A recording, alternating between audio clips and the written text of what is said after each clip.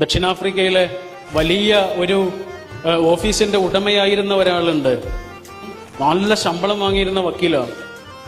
ഒരുപാട് കേസുകളുടെ നടുവിൽ ഇങ്ങനെ കഴിയുന്ന ഒരു വക്കീലായിരുന്നു. അദ്ദേഹമാണ് ഒരു നിമിഷം ആലോചിക്കുന്നത്, പൈസ ഉണ്ടാക്കി അതൊക്കെ മതി, ഇനി മനുഷ്യന്മാർക്ക് വേണ്ടിയിട്ട് എന്തെങ്കിലുമൊക്കെ ചെയ്യണം. കാരണം അത്രയേറെ പൈസ കിട്ടിയിട്ടുണ്ട് അദ്ദേഹത്തിന്, അത്രയും തിരക്കൊക്കെയുള്ള വക്കീലാണ്. അപ്പൊ അദ്ദേഹം തീരുമാനിക്കുകയാണ്, ഇനി മതി പൈസ ഉണ്ടാക്കിയതൊക്കെ, ഇനി മനുഷ്യന്മാർക്ക് വേണ്ടിയിട്ട് എന്തെങ്കിലും ചെയ്യണം.